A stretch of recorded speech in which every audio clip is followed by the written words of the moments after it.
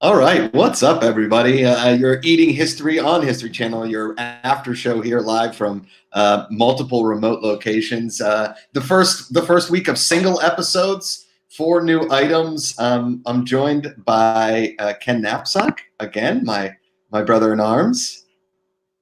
What's How you up, doing, buddy? How are you? What's up, man? I'm good. How are you, buddy? I'm good. I'm good. I am Yeah. happy to be here. I want more Yes. snacks in a can, man. We need to meet for a snack and get a can. I feel like that Doritos in a can, any kind of snack in a can is right up your alley. And the gentleman that was there when we found those Doritos in a can, the leader of this whole show, our fearless showrunner, executive producer, back again, live from Milwaukee, Wisconsin. It's Matt Braley, everybody. Hey! Gentlemen, good to see you guys. Great show tonight, Josh. Thanks, buddy. You too, man. You too. Yeah. I don't know if Smokey's going to join us. I'm hoping he will. He hasn't responded to an email or a text, but we have all got crazy things going on in our life right now, so it's just us three for right now. Mark Ellis bailed. Who knows? Mark Ellis, lately sometimes he's really excited to jump on live streams. Other times he's just really excited to sit on his couch. So I'm not insulting him, but he's just not here. He's just not here right now. That's a good decision sometimes. Not maybe for our show, but it's a good decision. Exactly. Ken, what do you think of tonight's show? I really like tonight's show because the Doritos in a can thing, I missed it. I was alive during this wonderful time, the late 90s. I never, saw a Dorito in a can, and I feel where you were. Just like, hey, give me another one. Give me another one. Give me another one. It was, I don't know if Matt remembers. Well, Matt does obviously remember because he's been looking at the edit long enough, but we're in this kitchen. So it was like Jersey City where we were, right? And it was a weird day. It was raining outside. It was pretty cold. There was an active estate sale going on at this home. There was tons of stuff. I'm going to post something tomorrow that I've been holding on to, a picture of from that estate sale. And I don't know. I mean, it's a very funny thing. I'm not making a joke about it. It was a box of cookies that just said gay 90s on it.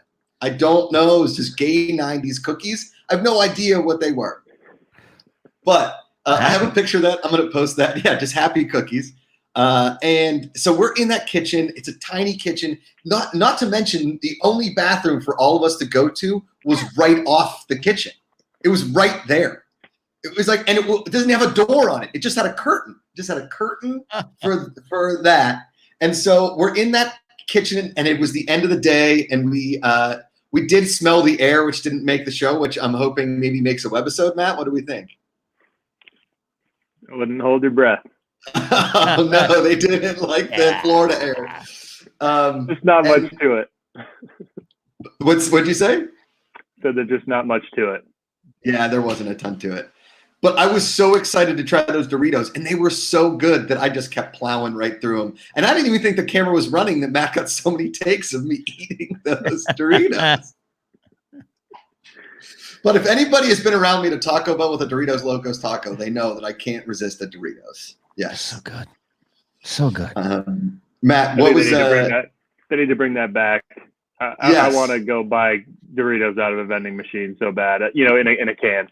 Right? In a can. And I mean, I would say that the reason, and we didn't really go into it a ton on the show, but I would say the reason that the canned snack went away was that it broke the chips too much. Oh, that makes sense. Like that's the theory, right? That's a good theory. It's a really good theory. Whether we could substantiate that with fact checking, I don't know. I think it's a great theory. And I think it's really cool because that's like one thing that PepsiCo and Frito-Lay has over Coca-Cola is that they have this whole snacks branch or arm or whatever. Right. I think that's really interesting part of it, but it's hard obviously to squeeze that all in. But yeah, I'm all for more Doritos in a can. I'm like super jealous these guys get to sit there and try all these awesome things. I think I got half of one chip, like the crumb that was left over in the bottom of the can. But that was a fun day. They had some really cool stuff at that estate sale. Josh, I don't know if you remember we just didn't have time in the show for it, but they had a shipping container for a monkey. That's right. Oh, This man. guy who's lived in this house for 50 years basically got a pet monkey from a magazine, like saw him ad in a magazine for like send in $4 or whatever. And they sent him a monkey in a box via U.S. Postal Service. And these guys still had the box. They still had the leash. They still had the advertisement. I mean, it was really, really neat stuff. Really, really fun stuff. That was probably the coolest thing. Yeah, they had like, it was like the bill of sale of the monkey and like the customs that came along with the monkey. And then it was the mailman. The story from the, exactly. Yeah, that was the story from the guy that owned the house was he dropped the monkey off and the monkey bit him when he delivered it to the house. That's how pandemics start. It is. Yes. Shipping monkeys around in boxes. It was something. Smokey just said he's in the chat. He's going to be in a second. It's cold in West Virginia, but he's going to he'll be in here in a second. Thanks everybody for tuning in to the show. I know it's late for a lot of people out there, including Matt. So Dan Hertzler said after last week's show, I pulled out a Crystal Pepsi from the 2015 re-release, and it was already flat. The plastic didn't hold the carbonation as well. I will say, and we didn't really even talk about it last week, but the glass bottle really did hold that carbonation a lot better than the plastic ones because we had that case of new Crystal Pepsi, and we all tried it, and it was all flat. Yeah. Yes. Nothing worse than clear flatness. Yeah. But that estate sale day sticks in my memory mostly because it was a treasure trove of, unfortunately not like a treasure trove of old food, because in the pantry there was some really old food. Some of it was already opened, so we didn't want to go into that. There was some stuff that was like 15, 20 years old that we didn't, but that can of Doritos was really what kind of really jumped out at us, obviously, with Matt and the editing team figuring out my new catchphrase being, "Oh, mama." We should work with what we're given, man. I want a t-shirt of that. Whoa, mama. I don't know where that comes from. My brother's like, you never really said that in front of me that often. I don't know where that is coming from, but yeah. It might be in every cut moving forward. I'm not positive, but you say it a lot. Can we get that, like their first eating history t-shirt is "Oh Mama"? I think we should, absolutely. Oh Mama. Josh, do you remember the marshmallow fluff? Yeah. Yeah, we found, and you actually see it in the one shot, like one of the pans of the pantry. Yeah. There was fluff in there, but it had been open, and it was probably 15, 20 years old or so, and it had separated. Yeah. There was white on the bottom, and then like the oily residue or whatever was up here had separated from the fluff. And there was like one or two, and maybe it was Emily, or she wasn't actually on set that day. It was one of the people in production that had never even heard of fluff. She was on set today. She's going to be very upset to hear you say that. It wasn't her. I don't think she's had fluff, though. So I think you're right on that in that department. Yeah, it looked disgusting. It looked like paint thinner or something was, dumped in there as well. Yeah. I want to avoid those open foods.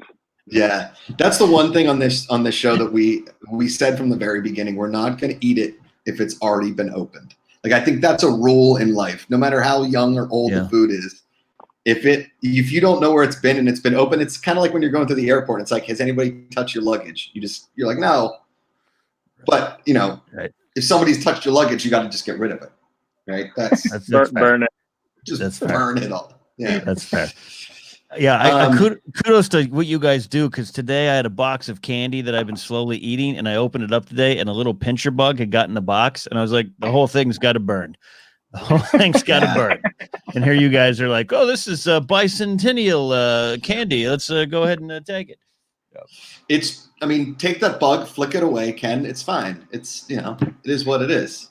Yeah. I'm going to try. Well, Ken, the thing to keep in mind is that these guys did, multiple scenes per day for weeks at a time. So, I think back to some of the first scenes we shot, and they were looking at every, millimeter of the food, looking it over very carefully. And by the end of it, I had to like literally get between Josh and some really bad looking food. I won't say what it was, but one of the last scenes we shot, there was food that came out of a can that was literally black. And Josh was like, dude, we gotta fucking eat this. We gotta eat this. And I'm like, you're not eating it, man. Forget it. That's awesome. And Matt yelled at me. The medic yelled at me. Our food toxicologist yelled at me. Smokey yelled at me. And after we cut, I went over to Matt and I was like, we should have eaten that food. Like, this is ridiculous. And so I'm still a little butthurt about it. I'll be honest with you. We should have eaten that food. And is it on the last episode? It is not on that last episode, but I would prefer you didn't say anything about it just in case it ends up somewhere else. Oh, yeah. Don't want to, give any spoilers. I'll let you know when you have the green light to talk about it. But it's a great scene. Thanks, a lot of fun stuff. Just don't want to give it away right now. I think that some of the shots of the Harley Davidson wine cooler were incredible tonight. Yeah, agreed. I'm glad you brought that up. I was going to make a note of it. When Smokey takes his drink, and there's some sounds, there's some gurgling going on in his neck that was just like, oh, poor Smokey. What has he done? Just you can see how big of a gulp he got because there was wine falling from his mustache. And Ken, I would really like to go back. I'm not really. I mean, I would want to go back and try that wine cooler again. I feel like I took 2 sips, but it was real bad. It's not for the faint of heart. That Harley Davidson wine cooler, because it tastes like the motorcycles it rode in on. It really does. It really had this like unique floral flavor of gasoline, all like wrapped up in there. But then because of the alcohol, it burned every inch of like your esophagus going down. And it just sat right here. And, little behind the scenes of the show is that was, I think, the first thing we tried that day, that shoot day. So it was 9 a.m., 9:30 in the morning. Once we got it open, it was about 10:15. We try it and I'm like, this is how we're starting the day? Like, I have to sit here drinking in this 30-year-old wine cooler, 40-year-old wine cooler. Yeah, it was something, man. We should have done a before and after of the hair on your chest, see if it really did add hair to your chest. Well, as a constant manscaper, I can tell you that there was some extra manscaping needed after that Harley Davidson wine cooler. That'd be about right. The Jesse Michael says, it for sure looked just like rust from a 90s hog. Yeah. Oh yeah. No pun intended. I get where you're going. I think it was 1984, right? I mean, mid 80s. Yeah, mid 80s. It's amazing to me that Harley Davidson has been so on brand with just about everything they do, right? Clearly every person in Tiger King wears some sort of Harley Davidson apparel. It's right up their alley. But the wine cooler was so off brand for them. And that was the thing we kept talking about after we tried it was this wine cooler terrible from the start? And did nobody in Harley Davidson want to drink it because it was so bad? Yeah, what I don't understand is how it looks like red wine coming out of there when it's supposed to be a white wine cooler. I just don't understand how those things can change color that drastically. Obviously it's been 25, 30, no, almost, oh my God, it's been longer than that. What has it been? Do the math. 35 years? 35 years. You're like me, Matt. You think the last decade is the 90s? Yeah. Exactly. Yes, I mean, it's obviously that's a long time, but it doesn't make sense. Like, things don't just change color like that. Yeah. No. Ryan Burzmato makes a solid point. Josh's version of scary stuff had me shocked when he is so damn down to dive into this old food. Well, the old food isn't a scary movie like The Conjuring, and also how many bourbons are you shooting between takes? I will say this. we did have some moonshine on the set that I did take a couple sips of in between certain items just to really flush out the mouth from certain tastes. For sure. True story. For sure. Yeah, moonshine. Yeah. And then when we were wrapping the set, like the whole show was done shooting, we were putting stuff away, and people were like, "Oh, what's this? What's this?" I wanted the Pringles, and I finished that moonshine that night. So I love good moonshine. Yeah. Yeah. Yeah. Yeah, the Harley Davidson wine cooler. It's that's an interesting get. Like the fact that can you imagine a bunch of like bikers from Pee-wee's Big Adventure be like, "You guys want to go for a ride and have a wine cooler at the end of that?" Yeah, I do.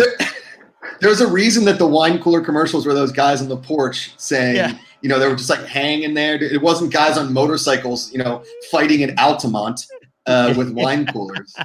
So Trey T says, "I wish the phone." Yeah. Josh would look at me. I wish Josh would look at me. He looked at those space potatoes. The space potatoes, I can still taste that consistency. It had this very like chunky yet fluid consistency. It was weird, and the cheese taste. You're saying a lot of bedroom words there, pal. Yeah. And the cheese taste, it had like, and the one thing we talked about a lot, and you'll hear from a lot of astronauts, is that they put hot sauce on everything because you can't. It's hard to taste because of zero gravity. Everything goes up to the top of your mouth and doesn't sit on your taste buds and your tongue, right? So with those potatoes, like a lot of the taste up there in space isn't high in. It's not these super tasty, savory items because one, you don't want them if people don't like them and they have a really strong taste, they're never going to eat them again. But if they're bland and they know they can like spice it up with hot sauce a little bit, they're more likely to keep eating them. So I think that just was, but it wasn't like, it was like one step below Kraft mac and cheese. Matt, you tried the potatoes. Yeah, I just remember them being a little bland, but I did want to say keep your eyes out for webisode where the guys illustrate what it might taste like if they were in space by holding their noses and then adding hot sauce. We do have a fun webisode coming down the pipe with that in there. Nice. I love that. I love that. Josh, can we talk about your love of space camp? Yes. Yeah. Okay, so do you remember watching Double Dare on Nickelodeon? Do you guys remember Double Dare? I still want to compete. It's a shame that the reboot of Double Dare didn't really explode onto the scene quite like they had wanted it to, right? Right. But at the end of Double Dare, and I think Guts and I think like Legends of the Hidden Temple. Anyway, on Nickelodeon, there was always those advertisements of those kids in the gyroscopes at space camp, right? Going around it, and you're like, kids, winners of Double Dare get to enjoy one full week at Cape Canaveral, where kids learn to be astronauts and all that stuff. And then an astronaut came to our school, and he left pamphlets for space camp. And my parents were like, "You're not going to space camp. You're going to swim camp. We already spend money for you to be a very good swimmer. You have to go to swim camp." And I'm like, I don't want to go to swim camp. I swim all year round. All I want to do is space camp. John and Deb Macuga, where there was no way they were shelling out any kind of money for me to go to Florida and just mess around on a gyroscope. Okay, they're like, you go to Kennywood once a year. They've got a roller coaster. You're fine. That's basically space. Shut up. But there is still a part of me that really, really, really is bummed out that I never went to space camp. Especially with that movie in about 84, 85 Space Camp. I see our friend Trey in the chat mentioning the movie Space Camp with Leah Thompson. Like I saw that in theaters. It was like, what is this magical world? I want to go there and eat potatoes au gratin in a bag. Yeah. I will say that the dramatic filling of the bag, Matt, with the syringe really played well on camera. Very cool. It was really good. Very cool. I think the biggest part of the appeal of Space Camp for me as a kid was the blue overalls and with the patches and everything. Yes. I was like, I'll go do the gyroscope thing just to get the overalls. I thought they were super cool. Yeah. Very utilitarian too. Hey, Matt, don't spill too many BTS stuff if you don't want. Like when you guys are trying to find some of these items, and I know you got probably a lot of people working on that. How do you get a hold of a bag of potatoes that went to space? Like how when you're producing the show, how do you grab that kind of stuff? Look, it's a great question. We're looking, using basically any resources that we can get our hands on. Josh and Smokey, have a vast network of people. Smokey knows a guy that, runs a space museum. I can't remember exactly where all of our items come from, but you just, as a producer on a show like this, that's item based, you use every resource you can, and you ask that resource to help you find 10 more resources. And then you have those resources find you 10 more resources, try to get people to send stuff in. So, it's a ton of outreach. And like you said, it's a big team, especially at that part in the show early on. It's all about just getting outreach in to see how many items that we can get through the door, so that we can have our guys open up some fun stuff. That's great. That's also encouraging. I mean, season 2, it'll say, Mark and Ken provided us with a box of 1980 Topps baseball cards with the gum for everyone to eat. With the gum. Yeah, with the gum. Exactly.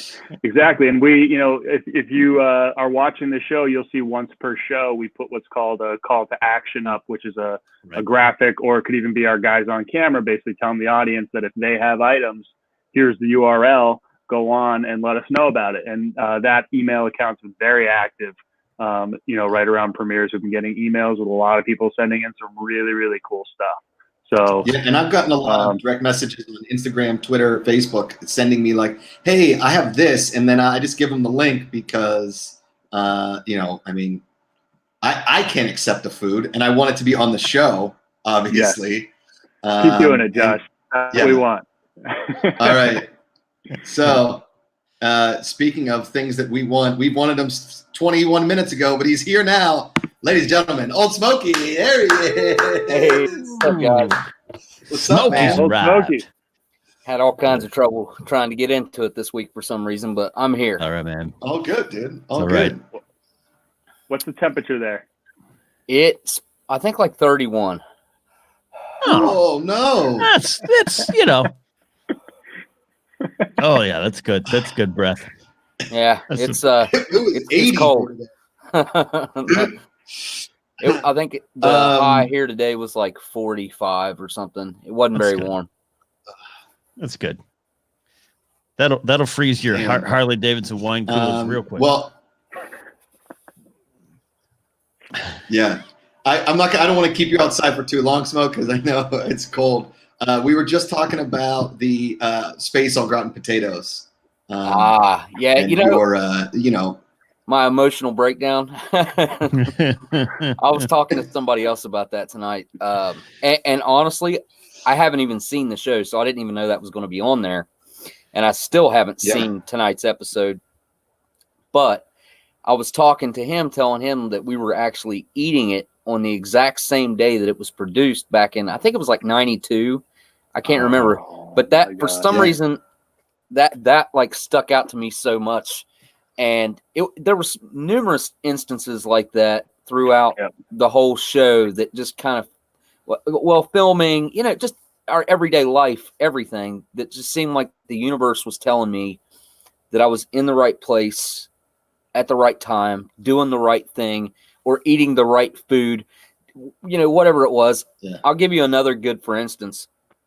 We were going out west to film something, and I won't get into specifics, obviously, about what it was because I don't think it's aired yet. But let's just say it was about beer, and we ended up we had reservations for this restaurant. Matt made reservations, and I think we got in a little bit late, and we weren't going to make it to the reservations. So he just picked some random place off his phone, and we ended up going to this place, and they had like the largest vintage beer can collection on display in the United States. It was amazing. It was like we were exactly where we were supposed to be. Like there were all kinds of things like that happened to me where I felt like I just got to listen to the universe. I feel like I'm doing what I'm supposed to be doing right now. Beautiful. Love that. And just what Smokey's referring to is through research, we were able to basically figure out exactly when those meals would have been made. And I think we had it down to the week. We had it down to the day. We had it down to the day. December 21st. It was December 21st. Yeah. Or maybe it was the 22nd. The space food. Yeah, but like that space food has, such a detailed date on it. Obviously, it's NASA. It's like every little thing. Just like the military, dated. Yeah, exactly. The space potatoes was like a pretty magical day on set because, we figured out via that thing that it was up in space. It came back down. They hadn't eaten it. They usually would just throw that away. But our theory was that, a NASA employee took it, put it up on eBay. We got it. However it was, or like whoever got it somehow, we were able to find that collector to get it. It didn't it passed through a decent amount of hands in order to make its way to us. So not only was it in space, but the travel, wouldn't you say, Matt, like the supply chain of how it got to us was a pretty magical, series of events. I would say it was probably in a museum at one time. I'd say that's why it got saved originally, and then it got kicked out of the museum and ended up in collector hands. I mean, that's what happens to things that are on display in museums. Sorry to cut in, Matt. I know he was talking directly to you, but I got a theory on that. Yeah. The guy that does the military ration museum, I talked to him a lot about this, and that's how we found out that it was flown. And I think it was probably in a museum at one point, and it made its way. They leave things on display for a while. They'll put them in the back, and then they might bring them back out again. But they don't always. They don't keep everything forever. And being a food item, somebody decided to buy it, or they liquidated things out of the back storage, and somebody ended up with it. And it's hard to tell how many hands it went through before we got it. One of the things that I love about the space potatoes that didn't make the show, which you guys know on set that day, I was just super fascinated. I made you guys talk about it for probably way too long. But there's these blue little dots on the package, and in the archival footage that we showed, and that you could see those people had food, and theirs had these blue little dots on it. And what those blue dots are is they are Velcro dots.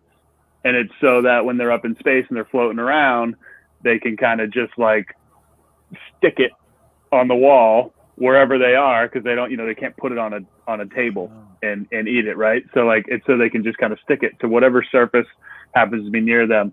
And that just, to me, is so fascinating. Like, I just wish that my life was like that in general. Like, I could just take things and like stick them to any surface at any time.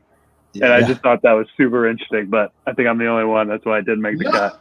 No. I love the Velcro story, and that's the thing about space and NASA and those engineers is that you have to think of everything. So you would have to imagine that they're in zero gravity and they just got the food flying everywhere. Like, oh shit, how do we keep this thing down? Oh yeah, we got to Velcro stuff, and then they had to add Velcro to it. Like, out of necessity, in experimentation comes that result. And the cool thing that you learn is that certain items have certain color Velcro for certain officers. So what they would do sometimes is they go in the cafe and like they would go to an officer's and switch the Velcro dots and take items that they liked and replace them with other items and not tell anybody. Shenanigans. Via the color of the Velcro dots. Yes. Yeah. Yeah, that's a cool story. Those I like astronauts. that. Yeah. I just did a quick search on eBay for space food, and there's some stuff for sale from the Russian Federation. I'm not going to touch that. I don't trust that at all. That's actually commercial stuff. I know exactly what you're talking about. It's in like tubes. Yes. Yeah. That's all stuff that they make for civilians too. Oh, I don't want borscht soup flavored food tubes if it's not for real. Well, it is exactly the same as what they get in space. It's the same thing. It's produced for civilian use or civilian sales. Is that the equivalent of when they started making Hummers for the public? I would equate that more to like the space ice cream. Like that's something they've never eaten in space. Space ice cream's not real. Gotcha. But there are. It is delicious. It is very delicious. I mean, because it's legit freeze-dried ice cream. It's really it's interesting. Nice. But as far as that goes, like you legit space food is just freeze-dried food. I mean, or Yeah. it's Capri Suns, or things like that. It's exotic in a way. It's the way they package it, like in that clear package. It's exotic packaging, but outside of that, it's stuff that we can get.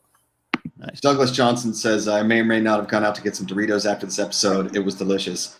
I was Smokey and I'm telling you, those canned Doritos were some of the best stuff we had on the show for sure. And I will say, now that you're here, Smokey, you can kind of go with me. I just want to know what canned Florida air smells like. Yeah. Matt, can we talk about that? It smells like absolutely. Yeah, it smells like burnt tires is what it smells like. That's exactly what it smelled like. It smelled like burnt rubber is what it smelled like. It really did smell like the road. It smelled like the gas station where you bought it on the way in Florida, like on the highway. But here's the wild part about that canned air is that smell when you opened it, it was there for a little bit, and then all of a sudden it was just gone. Everything, it like you got one little rush of smell. So they didn't like coat the can with some sort of potpourri or whatever like they would maybe do now when you open it, it would like maybe emanate everywhere. It was literally just like a puff of air in your face, and then it was just gone. It was probably the smell of the factory where it was canned at. I mean, I can't think of any other reason. It did have a unique smell for like a minute or two, and then it was it was gone. I mean, obviously, there was nothing to hold it there. It was just air. Yeah. But it did have a weird smell there for about 2 minutes, and then it just went away. It really did. It really did. I thought tonight's episode, like continuity wise, it really built to that rice. And Amanda, my wife, was like, no way, don't eat that. I didn't know you could get sick from rice. Don't eat it. And then you had that close up of the rice coming out of the bottom. She's like, oh, hell no, don't eat that. And then we talked extensively about this in the studio. I can't. Rice is very dangerous, and it's the cause of a lot of food poisoning. It's the main cause of a lot of food poisonings. It's what you can't leave rice sit around and eat it late. Like you got to cook it and eat it, or throw it away if you're not going to eat it. Like it's not something that you want to. I guess if it was refrigerated cold enough, maybe I still wouldn't even risk it then. I would just throw it because rice is so cheap. Just if you're not going to eat it, throw it away. Do you remember about like maybe 2 or 3 weeks afterwards, we were looking through the old storage thing to get like some of those items that had been put back, and the rice had been kept in there, and we pulled it out, and it was like multicolored. It was like a rainbow of Matt had a rainbow of mold. Yeah, Matt save everything. Absolutely. And, like some things, man, you can't save. A day or two, if you don't use them after that, you got to throw them away. Matt was like pulling things out months later that should have been thrown away months ago. Like it is a perishable, and once we open a lot of those things, like it immediately starts to degrade. And the only thing that saves a lot of those things that we eat is the seal of the container that it's in, and once it's exposed to air and oxygen is a horrible thing for food because it just starts breaking down and degrading immediately, oxidizing and molding and mildewing, and it's just, which you can safely eat mildew. Not that I would want to, but you can. It won't make you sick, but it's really hard to distinguish between mildew and mold without running tests, which we never had time to do. So shout out to Jake Yakavetta, who coming in hot with a huge super chat. Salute to Josh and Ken for years of content, and a huge shout out to Oldsmokey. I've been watching Steve 1989 for years and knew who you were, but didn't realize this was you. So, boom. Yeah, it's me, buddy. Yeah, that's it. The legend. Thanks for the super chat there for Josh's stream. That's amazing, man. Yeah, man. That's great, man. Thanks, Jake. I appreciate that, dude. That's a big one. Yeah. I wasn't as connected, I guess, to the YouTube military ration world as much, obviously, as Smokey was. But getting into this and watching a lot of Smokey's stuff and some of Steve's stuff and everything, and a lot of people that have come over to my channel from your channel, Smokey, and everything, it's an awesome community, and that's the one thing that you notice on this show or anything, like an American Pickers or anything like that, is collectors are good people. And when they meet people of like mind that collect this stuff and want to talk about it and have a passion about it, everybody is very positive and very supportive of one another. And when you're in and you're on set on the show and you're opening up these old things and you're trying them. It is like this fraternal bond of like risk that we're all in there together. Yeah, and, yeah, definitely. And Matt will say it after certain takes. He's like, I know I shouldn't tell you guys this, but as I'm watching this, I'm in the back just giggling and giddy watching you guys on a monitor. When Matt's giggling, he's nervous. That's danger. You know that dangerous going on because Matt laughs whenever something is very dangerous, and he likes to he just giggles about it. I got to say, whenever these guys are in pain or like struggling to eat something, as a professional, director on set, I'm taking it very seriously. But I am giggling my ass off. Like I feel horrible. I don't want them to see me. I don't want my crew to see me. My crew is all standing there trying to hold cameras and microphones and log what's happening story-wise. And I am just literally running to the back of the studio because I just think it's the funniest thing to see these guys struggle through something. It's like awful to say, but like when they don't want to eat it and they're eating it and it's painful or it's disgusting, I am just giggling immediately. It's like, can't help it. As you should. As you should. A big bowl of moldy, mildewy, multicolored rice. Eat it, Josh. I'd giggle too. Yeah. I gotta say the storage area, you don't want to wander into that for this show. You don't want to find yourself where we store all the food because, we do try to save as much of the food as possible. Just like any other TV show, if we need to do some sort of pickup shot, we didn't get the label, we didn't get some detail, something like that. You never know when you might need to pick something up. We try to save as much of it as we can. And yeah, that rice, I don't even think I knew that rice was in a bag somewhere until we pulled it out, and it was like the rainbow in that thing. It was every different color mold in one bag. But here's the crazy part is that there's certain foods that we could keep, no problem. It's just old, dry food. It is what it is. The fact that you kept the rice, we could have just made more rice. Nobody's going to know that we used different rice. It's just white rice. You know what I mean? Yeah. It's not some rare kind of rice that we needed to keep that around.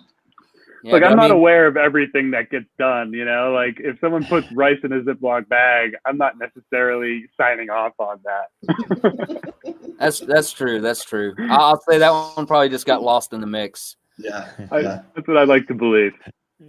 The Doritos, you were talking about the Doritos earlier, and that's such a big part of my childhood. Like seriously, Doritos.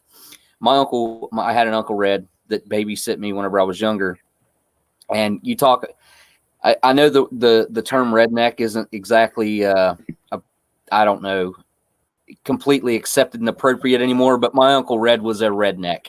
And like, I love the guy to death. He was hilarious. He was a comedian. I mean, he really was, but he babysat me from the time definitely when I started kindergarten all the way to like third grade.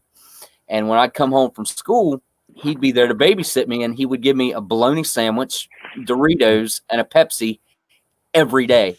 And to this day, I cannot stand to eat bologna anymore. And I didn't eat Doritos for years because I got so sick of them. And it just like, and I don't drink Pepsi really anymore. But now I have gotten back to where I like to eat Doritos. But when they changed the cheese on those things, I literally like I was on a stand, like I'm not eating Doritos anymore. They screwed them up and I didn't eat them for like 3 years. I was so upset because they didn't taste anything at all like they used to. And it changed completely. And I miss that old Doritos cheese flavor, which I got to experience again because of this show, which I never even really realized was a thing that was going to happen. And whenever we found those Doritos, I was like, holy shit, this is my childhood in a can, and I get to eat it. Like I'm all over this, man. Yeah. That was a really, really fun day in that estate sale.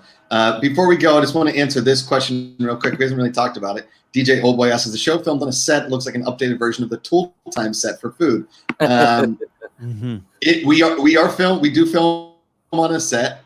Obviously, but it became like this cool little home of ours. I don't know. It did feel like by the end there that we did have our own little workshop / garage. You know, we were in this like bigger loft space. Yeah. That was our home, man. It was, yeah. Or I mean, honestly, I still like we could roll in there right now, and I would feel right at home. Like it totally became a space that I was very comfortable in, and I'd prefer to go to. You know, not the whole show. Obviously, is filmed on a set. The things in that you can tell are in the same location at the table every time or at the set, but we also travel. And we've seen some really cool stuff, which it all hasn't aired yet, so I won't go into a spiel about that because I'm not exactly sure what all's aired at this point. But I know the Campbell Soup people. Oh my gosh, they were so sweet, such nice people. Vic, totally. He texted me Sunday for Easter. He texts me before every episode, and he texts me on Easter too. Yeah, he's great. Vic is a really, really good dude. He did put me through a substantial amount of pain, which Matt wasn't there for, unfortunately. He would have been rolling on the ground laughing at me because I was in so much pain that day. I mean, I ended up in the hospital the next day, as a matter of fact, for a whole week. Yeah, I was no joke. I flew home and ended up in the hospital for a week. It was crazy. Season 2, Macuga Show, Smokey, some wild berries. Now, Matt has a pretty funny story. Okay, so we're at this bar in New York near the end of the shoot. It's called Rolf's, and it's decorated like Christmas all year round, right? And a Jack Daniels is like $39. Okay, it's like very, very reasonable bar. And Matt, is it your sister? Yes. Okay, so his sister is married to a guy who is a big Schmodown fan. And Matt had posted the trailer for the show, and he texted me like, "Oh, Macuga's on your show." And I was like, "Yeah." I started telling him about it, and then I said, "Yeah, I'm on this thing called Wild Berries," and people yell "Wild Berries" wherever we go. And then immediately texted Matt at like the exact same time. He said, "Tell Macuga go Wild Berries." So basically, what we need to find are something that's old and flavored like wild berries, whether it's a Pop-Tart, whether it's like wild berry cereal, whether it's some sort of like wild berry Smucker's jam from the 30s or 40s. I like get something wine. From there's a shipwreck wild berry wine from a shipwreck. Yeah. Yes. Like, 1,000-year-old wine. That's what I'm talking about. Exactly. Older the better. Good stuff. Well, listen, I think we've done all the talking we need to. I thank you guys for being here. Thanks for watching the show. Smokey, thanks for braving the cold. Sorry I missed the beginning, man. Good, man. I tried to get this thing working, and I had to do all kinds of weird stuff to get it working. So, all good. I appreciate the effort, man. I appreciate the effort. Matt, thanks for taking the time from Milwaukee. Stay safe. Yep. I'll talk to you this week if we can get you back next week. I don't want to keeping you up late at night, but it is the pandemic. So what else are you doing besides producing a television show? Love seeing you guys. Fun time. You too, buddy. Thanks for having me. It's awesome hanging out. You too, man. Stay safe out there, guys. All right. Later. All right, Ken. Let's tomorrow. Let's tell the people tomorrow. Live afternoons, 4 p.m. on your Twitch channel, twitch.tv/Ken Napzok. That's right, twitch.tv/Ken Napzok, 4 p.m. Pacific. We'll be doing a live taping of the afternoons. And hey, this Sunday on my Twitch channel, it's my birthday, Josh. This Sunday, so I'm going to be doing a Lego build that will turn into a birthday party, and you're all invited, and I might pipe in some special guests. So that's some stuff I'm doing this week, man. But a lot of fun. Yes. I love watching. Tonight's episode was one of my favorite because I think I would have eaten everything on the show. See? There you go. Thanks for always being my partner in crime, dude. I love you. And love you, brother. I will see you tomorrow, my man. Bye-bye. Bye. And thank you, everybody, for watching Eating History. Next week, another episode, 10 p.m. on History, Wednesday night, 10 p.m. 9 Central, and then 10 p.m. West Coast. Some people have asked me about Eating History in England, in the UK, and international. I believe international starts in June. I don't know what's going on in Canada right now. Somebody said something about Canada, but I'm pretty sure it's premiering or airing very, very soon in Canada. But again, I don't know exact specifics, so I'll keep posting things on places, and I really appreciate you guys chiming in, all the super chats, all the support, all the kind words, and everybody watching the show. It means a lot to me. It means a lot to everybody that has produced the show, that is doing the show. And I love you all, and I will see you next week, or I'll see you tomorrow for the afternoons. Friday, I'm doing a Josh Pretty with the Kind of Funny guys, so just follow at Josh Macuga, Twitter and Instagram, and I'll post everything there. Thank you guys for all your support. We'll see you next time. Keep yourself safe out there. It is a pandemic. Don't touch anybody.